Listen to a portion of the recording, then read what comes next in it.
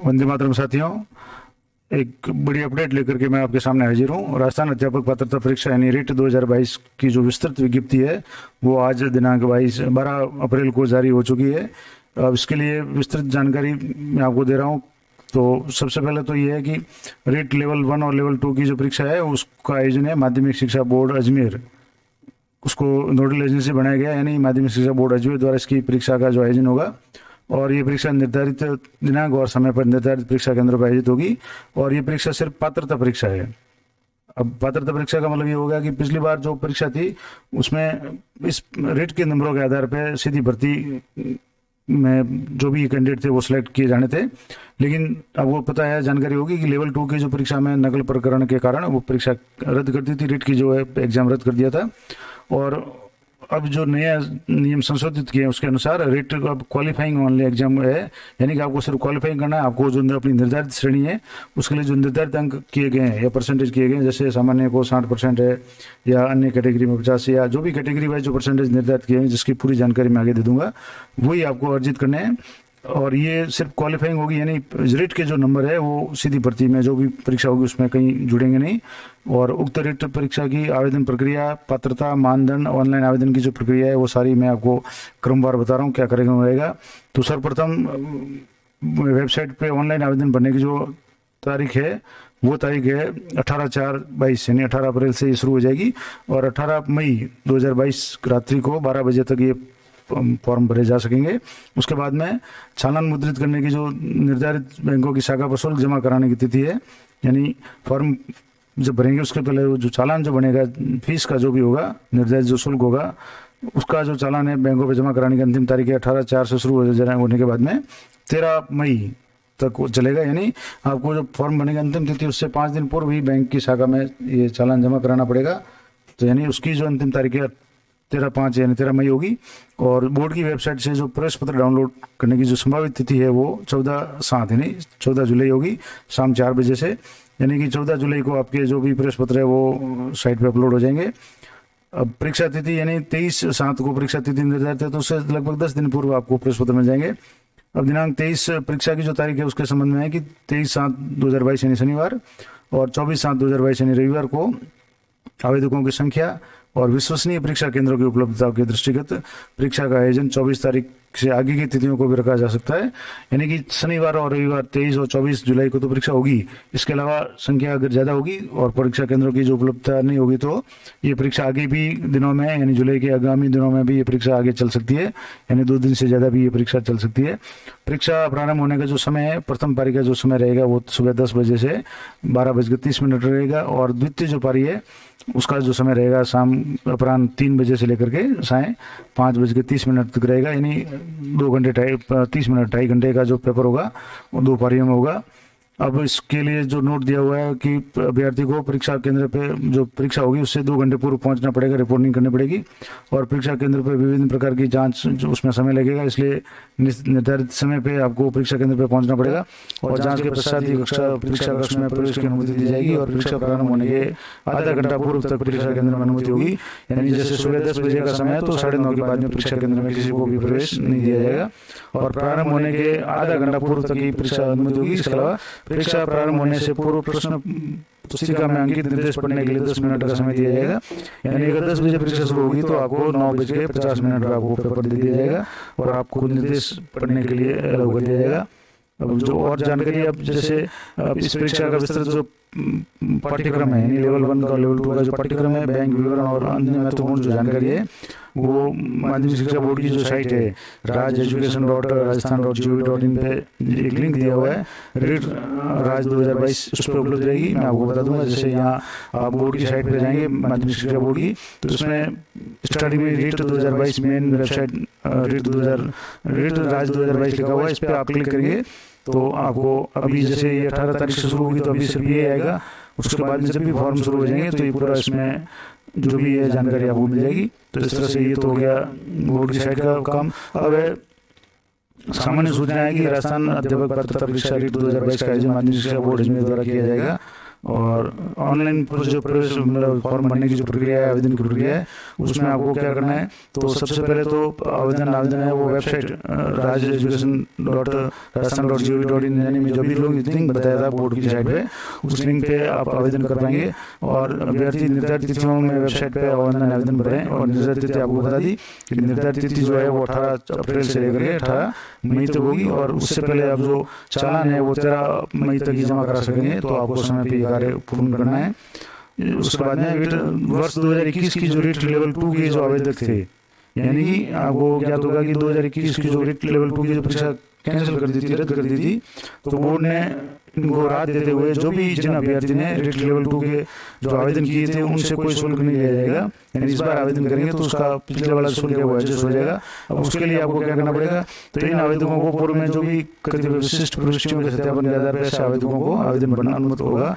यानी अलाउ किया जाएगा, कब किया जाएगा कि जो समस्त नवीन अभ्यर्थियों को सर्वप्रथम नाम, पिता का नाम, माता का नाम, परीक्षा का स्तर लेवल 1 या 2 ये तो सभी के लिए मोबाइल नंबर अंकित कर संबंधित बैंक या ऑनलाइन भुगतान का चुनाव कर परीक्षा शुल्क जमा कराना होगा। सबसे पहले तो आपको रजिस्ट्रेशन टाइप करना होगा जिसमें आपके नाम, पिता का नाम और लेवल 1 या 2 का करके आपको पहले चालान जमा करना है, और वो 13 तारीख से पहले आपको करना है।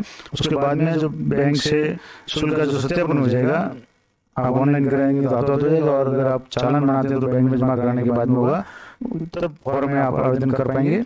और शुल्क का जो सत्यापन है वेबसाइट पर चालान नंबर आप डालेंगे तो तुरंत ही हो जाएगा। उसके बाद में परीक्षा जो शुल्क है वो अलग कैटेगरी वाइज निर्धारित किया गया है। अब इसमें विशेष जो राहत देते हुए मैंने पहले कहा है कि रीट 2021 के अनुसार जो शुल्क था वही रहेगा, और रीट लेवल 2 के वर्ष 2021 के जो आवेदक थे, यानी जिन्होंने 2021 के जो गत साल जो रीट हुई थी लेवल 2 में आवेदन किया था, उनसे कोई आवेदन नहीं लिया जाएगा। अब उसकी कैसे राहत मिलेगी वो भी मैं आपको बता दूंगा। अब आवेदक अपनी पात्रता के अनुसार निर्धारित शुल्क है बैंकों के माध्यम से चालान से कर सकते हैं। डेबिट कार्ड, एटीएम जो है, क्रेडिट कार्ड वगैरह है, नेट बैंकिंग है, ई मित्र से, किसी भी ऑनलाइन तरीके से या ऑफलाइन तरीके से आप आवेदन जमा करा सकते हैं। जो प्रथम स्तर है उसके लिए सामान्य जो शुल्क है वो 550 रुपये होगा, और स्तर द्वितीय यानी लेवल 2 जो रीट 2021 में जिन्होंने आवेदन किया था गत वर्ष, उनको कोई शुल्क देना नहीं है, यानी उनके 550 रुपये सरकार ने माफ़ कर दिए हैं, यानी उनको अब शुल्क देने की जरूरत नहीं है। पिछली बार जो भरा हुआ शुल्क है वही इनके काम आएगा, उसकी जो जानकारी होगी वो आपको देनी पड़ेगी। इसके अलावा दोनों स्तर के जो आवेदन है अगर वो आप देना चाहें तो आपको 550 रुपये, या इससे पहले है कि द्वितीय स्तर 2021 के आवेदकों को छोड़कर अगर लेवल 2 का फॉर्म भरें और आपने 2021 में आवेदन नहीं किया और इस बार आवेदन कर रहे हैं तो आपको 550 रुपये का शुल्क देना पड़ेगा। और अगर दोनों स्तर के आवेदक प्रथम और नवीन आवेदन और द्वितीय नवीन आवेदन है तो आपको 750 का देना पड़ेगा। और आपको पता चल गया होगा अगर आप एक में भर रहे हैं और एक में आपने 2021 का अगर भरा हुआ है तो वो आपको छूट मिल जाएगी। और इसके अलावा दोनों स्तर प्रथम पूर्व नवीन आवेदन और द्वितीय स्तर पूर्व आवेदन दोनों परीक्षाएं देना चाहें तो सिर्फ 200 रुपये आपको जमा कराने पड़ेंगे, यानी कि जो भी पूर्व का जो आया शुल्क आपको वो माफ हो जाएगा, और आपको जो इस बार है सिर्फ आपको 200 रुपये का शुल्क ही देना पड़ेगा। तो इस तरह से ये शुल्क की जानकारी थी। अब निर्धारित जो योग्यता है तो लेवल 1 के लिए क्या योग्यता है, तो आपको पता होगा कि लेवल 1 के लिए जो STC BEd वाले, STC जो BSTC वाले हैं वही अलग है। तो मापदंड जो है ना, जैसे विज्ञप्ति के अनुच्छेद 3 के अनुसार निर्धारित मापदंडों के आधार पर आवेदन का पात्र है। आवेदक के पास लेवल 1 2 के वांछित शैक्षणिक योग्यताएं होना आवश्यक है, और बिना जांच किए शुल्क जमा कराया जाता है तो शुल्क लौटाया नहीं जाएगा। अगर आपकी योग्यता पूरी नहीं है और आप शुल्क भरते हैं तो वो शुल्क आपका लौटाया नहीं जाएगा। ऑनलाइन आवेदन सुविधा में आवेदन पत्र का जो प्रारूप है वो बोर्ड की साइट पर जारी, उस पर डाउनलोड कर सकते हैं, और एक बार आप ऑनलाइन आवेदन से पूर्व हाथ से उस आवेदन को भर लें ताकि आपके जो भी ऑनलाइन जब भरें तब आसानी रहे। अब इसमें ध्यान रखना योग्य बात है कि एक तो परीक्षार्थी का नाम है, माता का नाम, पिता का नाम, वर्तनी अपने कक्षा 10वीं के जो बोर्ड का जो प्रमाण पत्र है उसके अनुसार करें, यानी आपको स्पेलिंग वगैरह का पूरा ध्यान रखना है ताकि आपके बाद में समस्या नहीं आए। क्योंकि जैसे इस बार जो डॉक्यूमेंट वेरिफिकेशन जो हुआ था लेवल 1 का, उसमें कई लोगों के साथ में ये समस्या आई थी कि उनके 10वीं बारी में नाम में कुछ स्पेलिंग वगैरह का अंतर है, या पिता के नाम माता के नाम में, और रीट की मार्क लिस्ट में अंतर है, तो उनको फिर और जो भी दूसरे तरीके हैं या तो ऑनलाइन उसको अपडेट करवाना पड़ेगा या आपको शपथ पत्र वगैरह देना पड़ेगा। तो इस तरह की सारी समस्याओं से बचने के लिए आप जो 10वीं बोर्ड की जो मार्क लिस्ट है उसी के आधार पर आप जो भी ये डाटा भरें, और अंतिम रूप से फाइनल सबमिट करने से पूर्व सारी प्रविष्टियों की एक बार पुनः जांच कर लें और आश्वस्त हो जाएं कि आपकी जो प्रविष्टियां हैं वो सही सही भरी हुई हो। और प्रविष्टियां सही होने के संबंध में साइबर कैफे, कियोस्क या कंप्यूटर एजेंसी या कंप्यूटर ऑपरेटर पर निर्भर नहीं रहें। यानी आप स्वयं खुद जांच लें कि आपके जो भी नाम है, पिता का नाम, माता का नाम की जो स्पेलिंग वगैरह वो सही हो। ये बाद में अगर समस्या आती है तो ये कोई बनाना नहीं चलेगा कि जो साइबर कैफे या ई मित्र वाले ने गड़बड़ कर दी, क्योंकि ये समस्त जिम्मेदारी कैंडिडेट की है। तो आप एक बार नहीं 2 बार चेक करके आप फाइनल सबमिट करें, ताकि और 10वीं की जो बोर्ड की मार्कलिस्ट और सर्टिफिकेट है उससे एक बार मिलान अवश्य कर लें। दूसरा है कि रिट 2021 के लेवल 2 में सम्मिलित हुए आवेदकों को रिट 2022 का आवेदन भरते समय 2021 का पुराना आवेदन या नवीन आवेदन में से चुनना होगा। जैसे कि जब ऑनलाइन फॉर्म भरे जाएंगे तो उसमें आपके ऑप्शन आएगा कि आपने 2021 रेट का जो फॉर्म भरा था उसमें अगर आवेदन किया हुआ है, आप उस पर क्लिक करेंगे तो आपको फीस जमा करने की जरूरत नहीं पड़ेगी। अगर आपने वो सिलेक्ट नहीं किया और नवीन आवेदन करेंगे तो आपको जो भी निर्धारित शुल्क है वो जमा कराना पड़ेगा। अगर आप जैसे 2021 का पुराना आवेदन चयन करते हैं तो आवेदन के जो पिछली बार जो आपने आवेदन किया था उसके जो क्रमांक है, आवेदन क्रमांक है, रोल नंबर है, जन्म तारीख है, ये सारी प्रविष्टियां आपको करेंगे तब आपको एक नया आवेदन खुल जाएगा। और जिसमें आपके जो 2021 में जो भी आपने सूचनाएं भरी थी, जिसमें आपका नाम, पिता माता का नाम, पति का नाम, लिंग, वैवाहिक स्थिति, जन्म स्थिति, दिनांक वगैरह, ये सारा जो जानकारी आ जाएगी, लेकिन आप उनमें कोई भी संशोधन नहीं कर पाएंगे। यानी कि आपने पिछली बार जो फॉर्म भरा हुआ है अगर वो सही है तो कोई समस्या नहीं है। और अगर आपके उस समय नाम में, पिता के नाम में, पति के नाम में या लिंग में या वैवाहिक स्थिति में अगर कोई अंतर है तो फिर आपको नया फॉर्म भरना ज़्यादा ठीक रहेगा, क्योंकि उसमें फिर आप संशोधन नहीं कर पाएंगे। इसके अतिरिक्त जो अन्य सूचनाएं होगी वो आप आवेदन में यानी आवेदक भर सकता है। यानी दूसरी जो भी जानकारी होगी वो एडिटेबल होगी, आप एडिट कर पाएंगे। लेकिन अगर आपने 2021 में आवेदन किया है और आप उसका फ़ायदा लेना चाहते हैं, आप फीस नहीं देना चाहते, तो आपके नाम, पिता का नाम, पति का नाम, लिंग और वैवाहिक स्थिति, जन्म तारीख ये सही होने चाहिए। अगर ये सही नहीं है तो फिर आपको नया फॉर्म भरना ही ठीक रहेगा। तो नेक्स्ट है कि रिट 2021 के दोनों लेवल 1 और लेवल 2 और रिट 2021 के सिर्फ लेवल 2 के आवेदकों को रिट 22 के दोनों स्तर के आवेदन भरते समय निर्धारित योग्यता का स्तर होने पर सर्वप्रथम 2021 का पुराना आवेदन या नवीन आवेदन का चयन करने के बाद में वही बात है कि रिट 2021 के आवेदन स्तर और क्रमांक, रोल नंबर आगे की प्रविष्टि करेंगे। तो अगर आप दोनों का भरेंगे तो आपका जो चालान है वो सिर्फ 200 रुपये का ही जमा होगा, जनरेट होगा। यानी आपको 200 रुपये ही भरने पड़ेंगे अगर आपने गत साल रिट लेवल 2 का फॉर्म भरा हुआ है, निर्धारित फीस भरी हुई है और इस बार आप दोनों लेवल का फॉर्म भरना चाहते हैं तो आपको सिर्फ 200 रुपये का जो है शुल्क देना पड़ेगा। लेकिन उसके लिए आपको 2021 की सारी जो प्रविष्टियाँ हैं वो एक तो इसमें ऑनलाइन भरनी भी पड़ेगी और ये ज़रूरी है कि वहाँ उसमें पिता का नाम, पति का नाम, जो लिंग, वैवाहिक स्थिति वगैरह ये चेंज नहीं होने चाहिए। अगर ये चेंज होते हैं तो फिर आपको समस्या हो सकती है, तो आपको वो ध्यान रखना है। और दूसरा है कि अभ्यर्थी ये सुनिश्चित कर लें, एक और महत्वपूर्ण जानकारी है कि ऑनलाइन जो डाटा, ऑनलाइन परीक्षा भरने के पश्चात में आवेदन पत्र अंतिम संप्रेषण यानी फाइनल सबमिट करने से पूर्व परीक्षार्थी को डाटा में ऑनलाइन संशोधन का एक अवसर दिया जाएगा। यानी ये परीक्षा जब अंतिम जो फाइनल सबमिट से पूर्व आपको कोई भी अगर डाटा चेंज करना चाहे तो आपको एक मौका दिया जाएगा।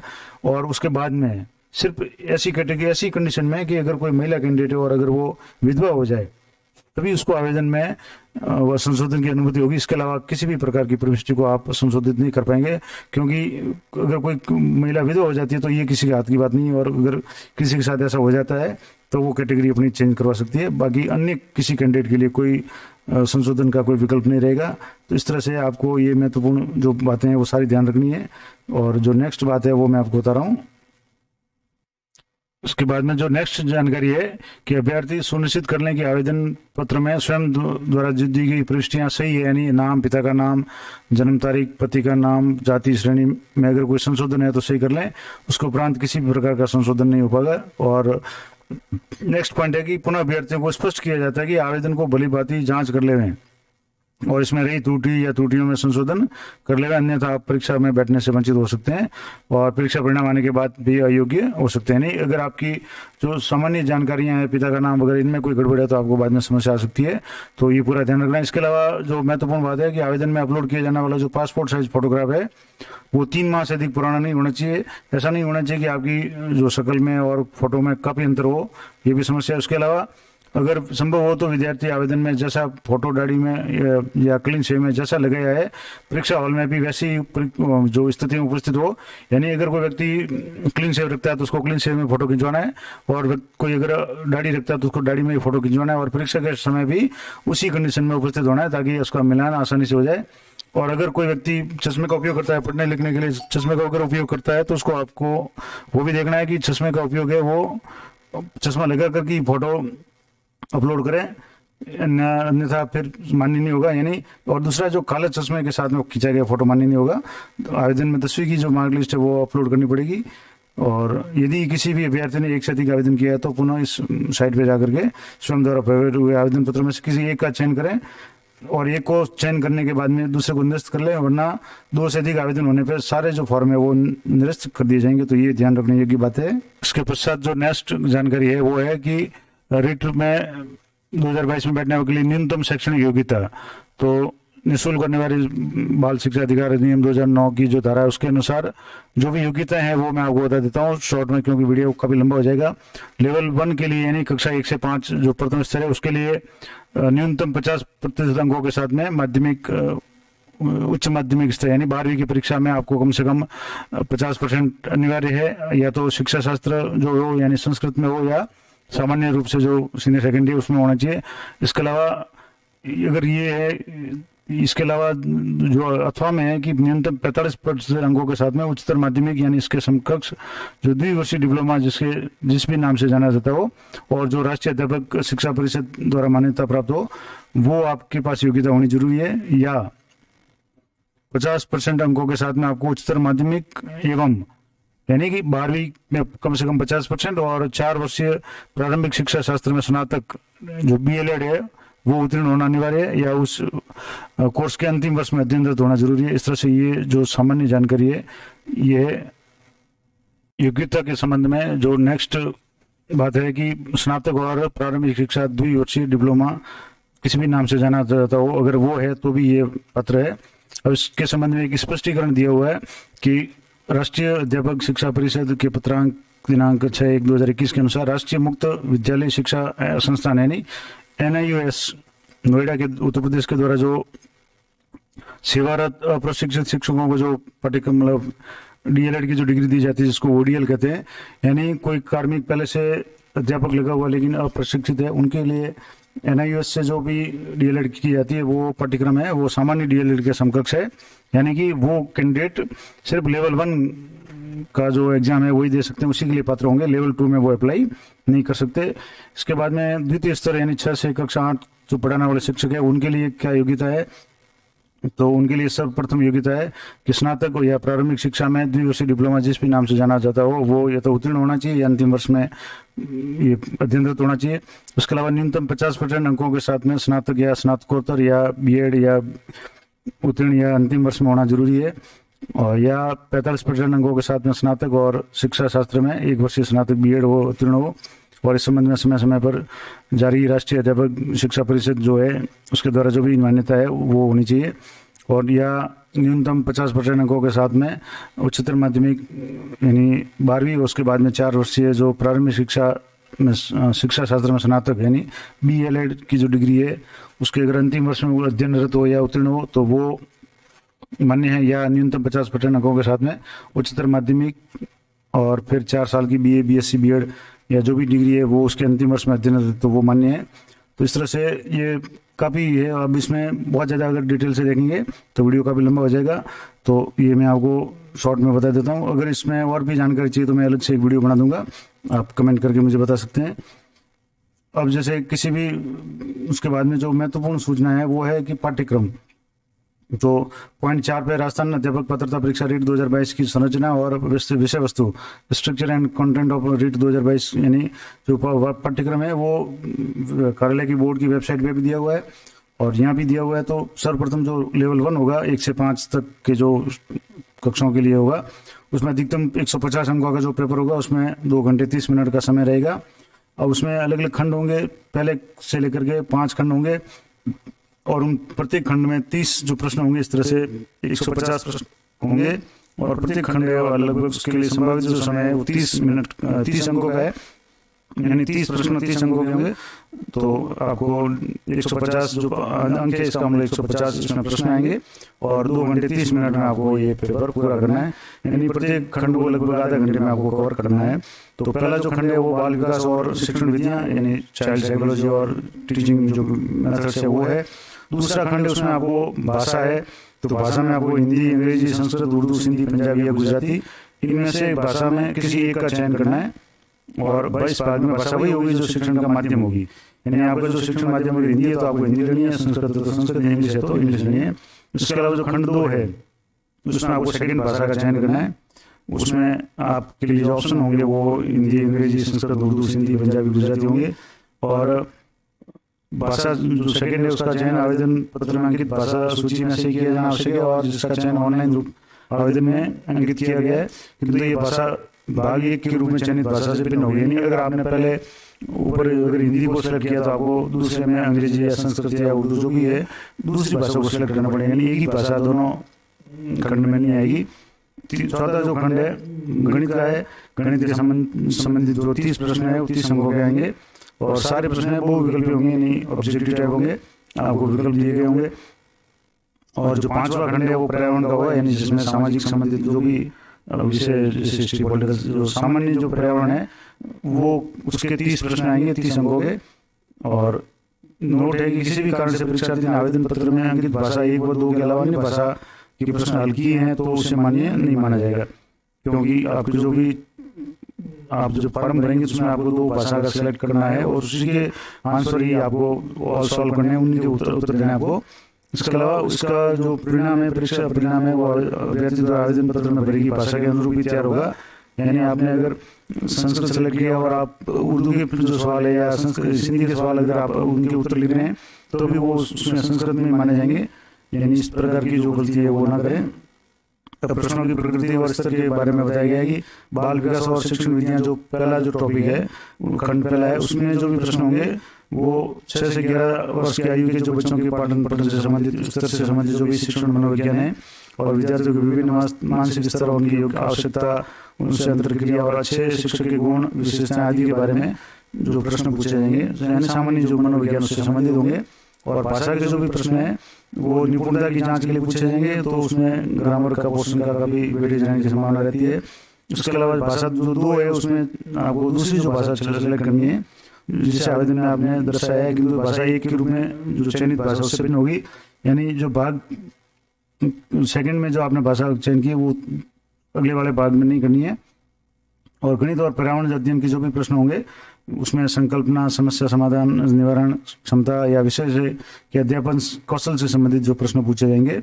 और बहुविकल्पी प्रश्नों का मानदंड 1 से 4 तक के राजस्थान राज्य सरकार द्वारा निर्धारित शिक्षण सत्र 2021-22 के पूर्ण पाठ्यक्रम यानी जो 1 से 5 तक जो भी किताबें हैं उनके आधार पर होगा और उनके जो विषय वस्तु उसके आधार पर होगा। लेकिन प्रश्नों का जो कठिन स्तर है वो कक्षा 10 तक होगा। यानी जो लेवल होगा प्रश्नों का, जो टॉपिक होंगे वो तो 1 से 5 तक के होंगे, लेकिन जो कठिन स्तर है वो कक्षा 10 तक है। तो कहने का मतलब है कि आपको कक्षा 10 तक की जो भी पाठ्य पुस्तकें हैं उनका एक बार अध्ययन करना जरूरी रहेगा।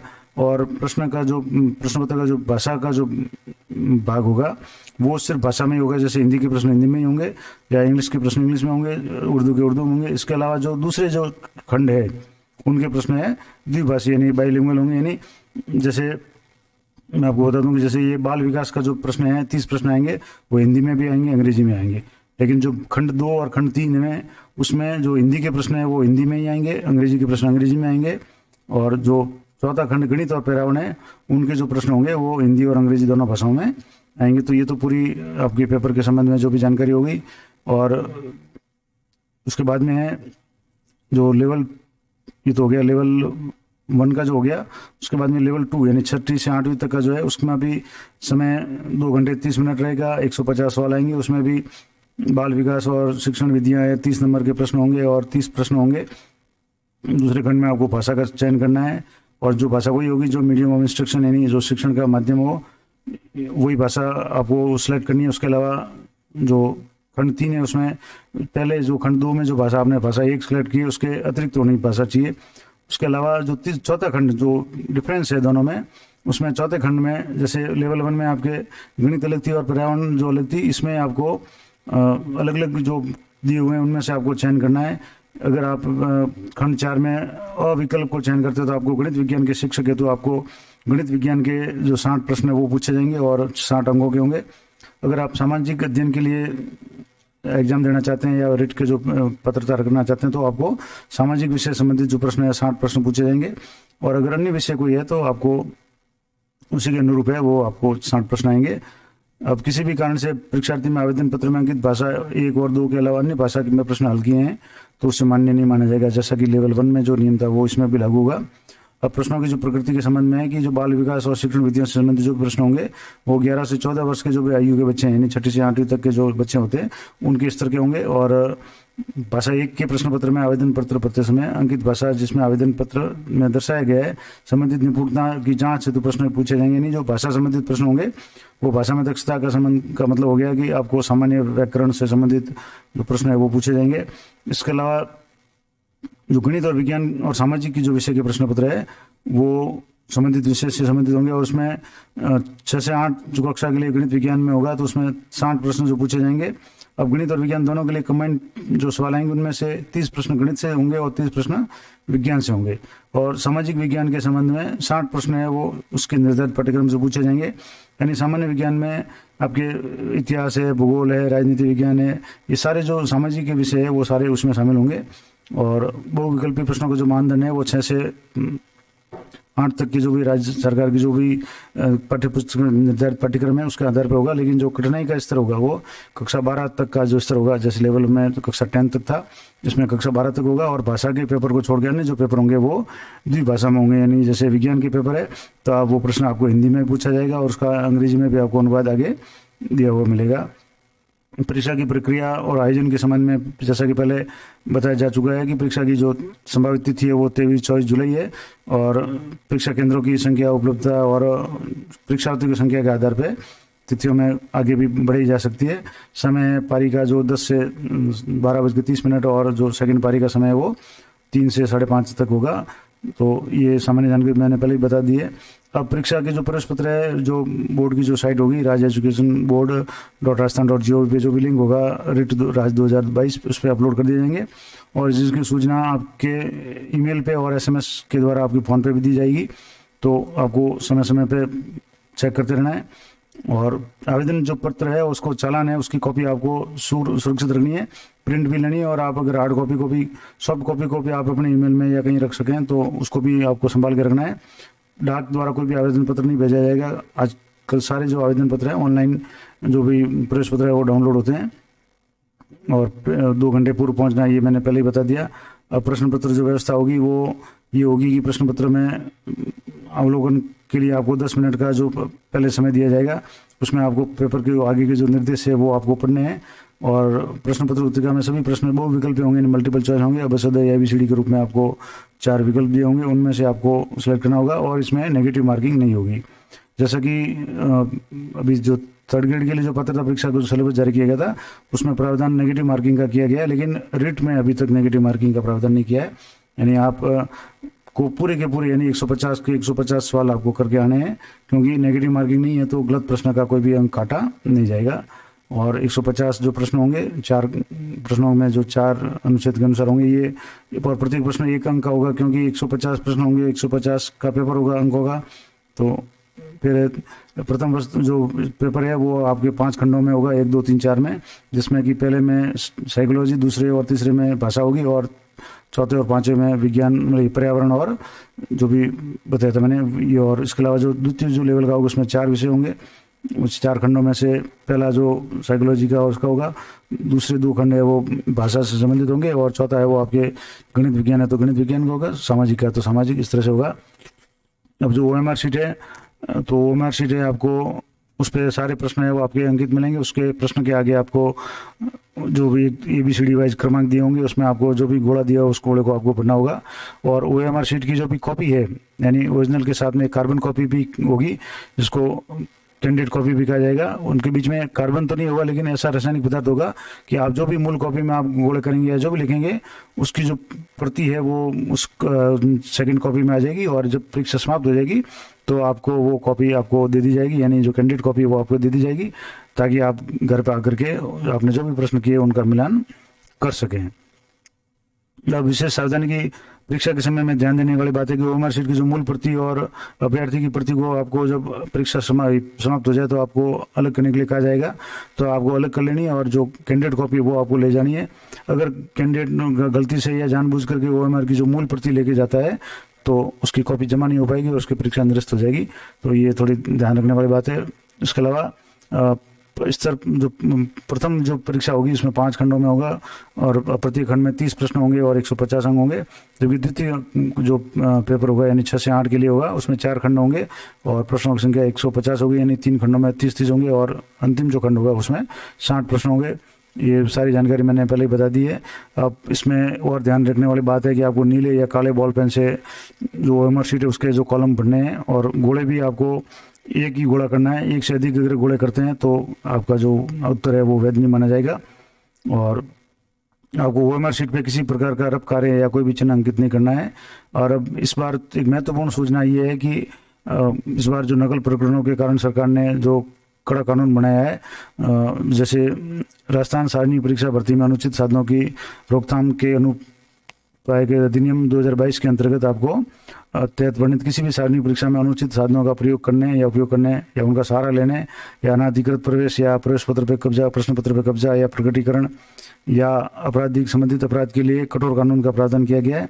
और अनुचित साधनों में लिप्त परीक्षार्थी के लिए 3 वर्ष तक के कठोर कारावास और 1 लाख रुपए का न्यूनतम जुर्माना का प्रावधान है, यानी ये कम से कम होगा। और इसके अलावा परीक्षार्थी के अतिरिक्त अन्य किसी व्यक्ति द्वारा षड्यंत्र या अधिनियम वर्णित अनुचित साधनों में लिप्त होने या दुष्प्रयोजित करने पर न्यूनतम 5 वर्ष का जो कारावास और 10 जो अधिकतम 10 साल हो सकता है और न्यूनतम 10 लाख रुपए का जुर्माना अगर आप किसी नकल प्रकरण में शामिल पाए जाते हैं तो जो 10 लाख से शुरू होकर के 10 करोड़ तक हो सकता है वो जुर्माना आपको भरना पड़ सकता है, ये निदंडित के लिए जो प्रावधान किए गए हैं। इसके अलावा 2 सिद्धि होने पे आपको 2 वर्ष की काल अवधि के लिए सार्वजनिक किसी भी परीक्षा के लिए आपको डिबार कर दिया जाएगा, यानी आप कोई भी परीक्षा नहीं दे पाएंगे। तो इस तरह से सरकार ने इस बार कठोर कानून बनाया है नकल को रोकने के लिए। अब रीट के लिए जो न्यूनतम उत्तीर्णांक है, यानी अब जैसा कि मैंने शुरू में कहा था कि ये पात्रता परीक्षा होगी, यानी इसके जो अंक है वो भर्ती में नहीं जोड़े जाएंगे, लेकिन आपको न्यूनतम श्रेणी वाइज जो अंक लाने हैं।